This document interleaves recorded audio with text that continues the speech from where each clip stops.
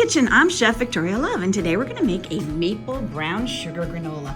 I love the flavors of fall, and maple syrup and cranberries are fantastic in this wonderful granola. We're also going to add wheat germ and golden flaxseed. Wheat germ and flaxseed are high in dietary fiber and iron, and flaxseed has a lot of omega-3s, so that's going to make it fantastic. And we're going to add in some sweetened coconut. So I'm going to get everything mise en place, and I'll show you how to make it. Please click like and subscribe so we can bring you more recipes. Unfortunately, our dark brown sugar is rock hard. It's not a problem for this recipe since we're going to be melting it over the stove with the maple syrup and the canola oil, but it does make it difficult to measure. So I'm going to measure this with the scale, and we need 12 ounces. So I might need to take a hammer to this and break it up first. But in future, a way to prevent this rock hardening of your brown sugar is to keep it in the refrigerator. I obviously forgot to do that with this box. After everything's mise en place, we're going to start off with our half a cup of canola oil in our pot. And to that, we're going to add a half a cup of our maple syrup. This smells so good. And last, our 1 cup of dark brown sugar, 12 ounces. Sorry, 12 ounces. So now that's rock hard. It's going to eventually start to soften. So I'm going to put this over medium heat and keep stirring it and breaking it up until it's completely melted into our syrup. So you can see that big hunk is slowly disappearing. So make sure you continue to stir until that's completely dissolved into the oil and maple syrup. So while that's slowly melting, let's mix together our oats. And this is 8 cups of old-fashioned oats. See how big they are? Do not use quick oats. Make sure it's old-fashioned oats. To it, we're gonna add our half a cup of wheat germ. Sprinkle that over.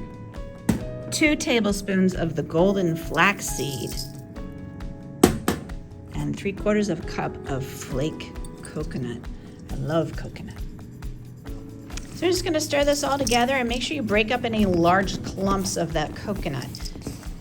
And now that our sugar is melted into the syrup and oil, we're gonna pour this over our oats and stir them all together.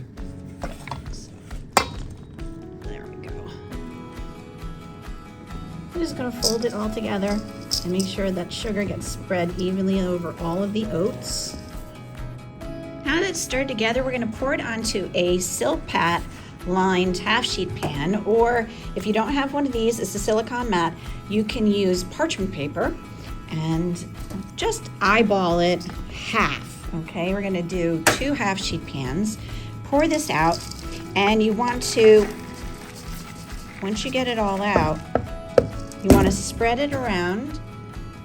There we go. We're gonna put this into a 300-degree oven for 15 minutes. After the 15-minute mark, we're gonna take it out and stir it up, put it back in for another 15 minutes, and repeat the process for about 40-45 minutes. After the first 15 minutes, you wanna take it out of the oven, and I like to pull it back from the side so it doesn't spill over. And what you wanna do is just stir it around so that it doesn't burn in any area and it continues to cook evenly. So I just pull it from the edges, stir this around, and then spread it back out and press it down, put it back in the oven for another 15 minutes. So you're gonna repeat that. I let the granola cool for about 20 minutes, so it's no longer hot. And because we stirred it during our rotating, these are not clumps, okay? So this is granola that I like to put on top of yogurt, and it's more like sprinkles. We don't really have any of those clusters.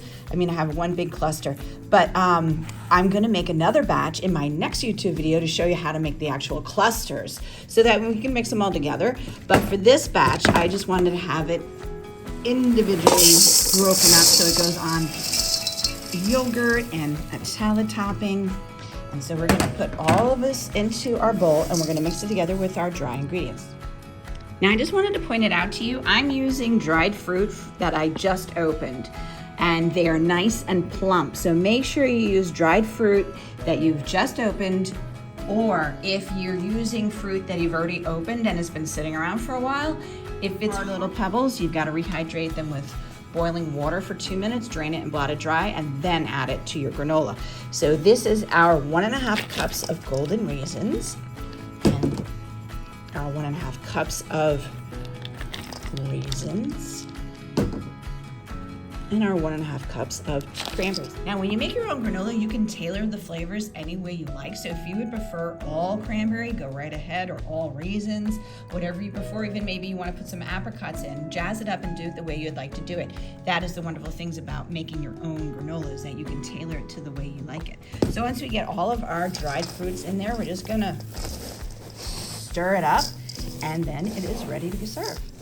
So here's our finished granola, and it's absolutely wonderful. It smells fantastic, and this is how I like to package it if I'm gonna give it as a gift. This is a wonderful gift around the holiday season, a hostess gift for Thanksgiving even. And you have, this is a large batch, so you have plenty. You can give it to everybody that you know. Here is some yogurt, and this is how I like to have it every single day. Nice breakfast, Greek yogurt. This is strawberry yogurt, my favorite. And then just sprinkle a spoonful of this granola right over the top, and it is absolutely delicious. So thank you so much for watching. Please check out all of our videos on our YouTube channel, and I'll be making the maple brown sugar granola clusters next, so you can see how you can add some more clusters to your granola. It's a different technique.